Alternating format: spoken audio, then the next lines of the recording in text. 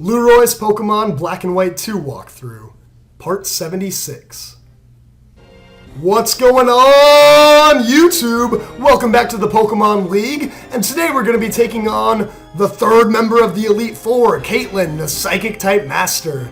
And last time we completely demolished Grimsley, the Dark-type user, so hopefully we get a little bit more of a challenge this time around. Now remember, Psychics are weak to Dark, Ghost, and Bug, so I have my pincer up front and I am ready to go. So let's go ahead and go inside the next room. Yeah, and this place is pretty crazy. It's kind of like a trippy rainbow road or something, but when you walk forward, the stairs will reveal themselves, so go ahead and run up there. And the third member of the Elite Four is a giant flower. Yeah, check it out, and oh, what is this? It's evolving! No, it just turns into Caitlin, the real Elite Four member. So yeah, this place is pretty cool for a battle arena. You have like a giant cube floating around. I don't know what that's for, but let's go ahead and talk to her. It's me who appeared when the flower opened up. Yeah, obviously. You, standing over there! Yeah, you're talking to me right in front of your face? Yeah, you look like a Pokemon trainer with strength and kindness. What I look for in my opponent is superb strength. Well, that's exactly what you're getting. And she says, I'm counting on you. Well, you can count on me for superb strength. So here we go. It's the Elite Four Psychic-type Master Caitlin versus Lueroi. And Caitlin's a pretty tough trainer. She's not bad. She's going to start off with a Musharna, a pure Psychic type. And 3 of her 4 Pokemon are pure Psychic types, meaning that Dark, Ghost, and Bug are going to be really helpful because those are super effective. Musharna has a lot of HP, good defensive Pokemon, a lot of special attack, but really slow. It knows the moves Yawn, Dream Eater, Reflect, and Charge Beam. It usually always uses Yawn on the first turn to put you asleep, and then it likes to use Dream Eater.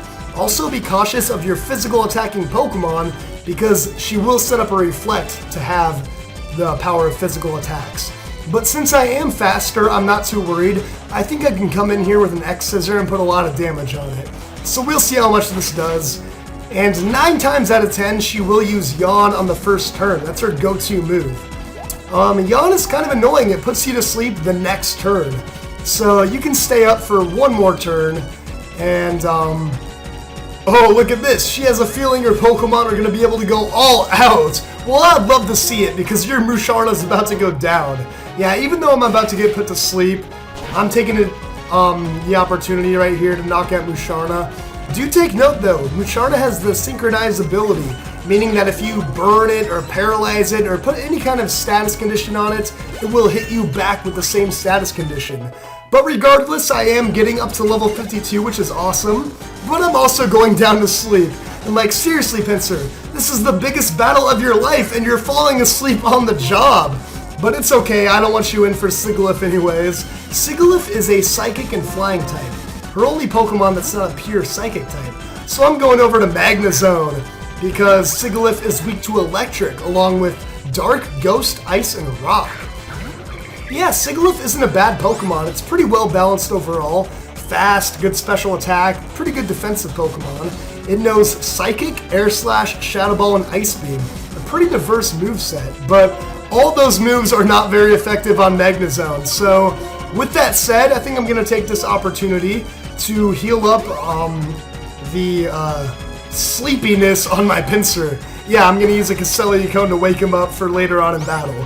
Just because I know Sigilyph cannot put a dent in Magnezone.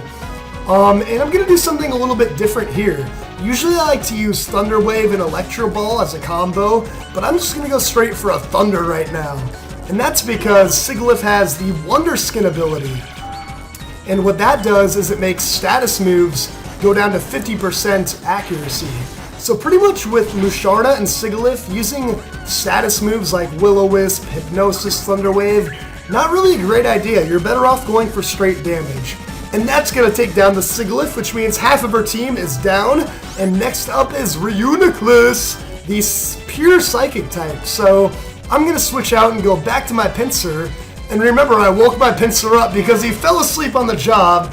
I had to waste a turn on the Castelia Cone, but I think it's a good call. Reuniclus is weak to Dark, Ghost, and Bug, and I'm taking advantage of the Bug weakness with my Pincer. So yeah, let's see it. Reuniclus, here we go. This is a really good offensive Pokemon. It has a lot of special attacking power, a lot of HP as well, but it's really slow, kind of like Musharna. So send in a fast Pokemon that can put some super effective power on it, and you should be good to go.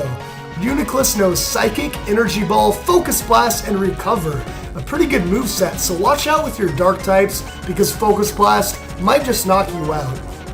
I think what I'm going to do though is go with a Swords Dance.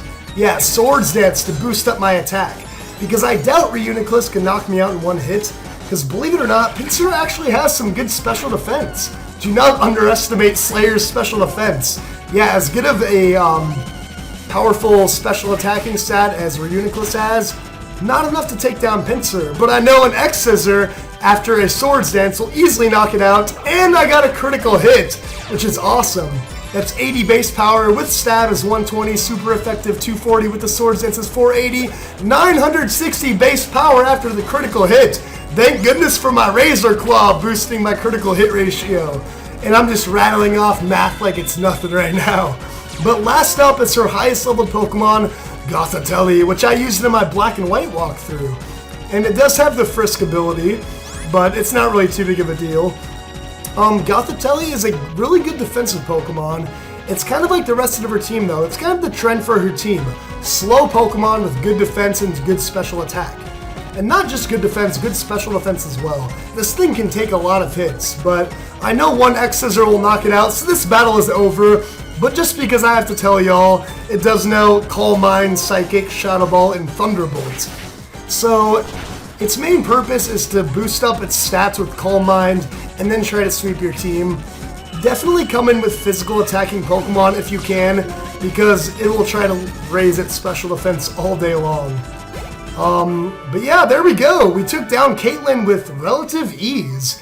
I mean, we've still gone this whole way through 3 Elite Four members, and none of my Pokemon have been knocked out yet. This is too easy, man. I'm hoping the next member, Marshal, can give me a better challenge.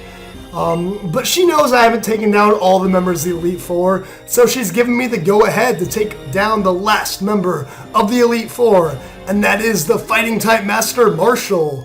So, ladies and gentlemen, we are almost done with the Elite Four here in Unova. Last up is going to be Marshal, and that's who we're taking on next time. So, thank you for watching, everybody. We'll probably come and do this battle tomorrow on Friday. And, yeah, I'm really excited. We're almost done with this thing. I'm ready to move on to the champion because I'm just having too much of an easy time right now. I need a challenge, but I'll see you guys all next time. Thank you all for watching.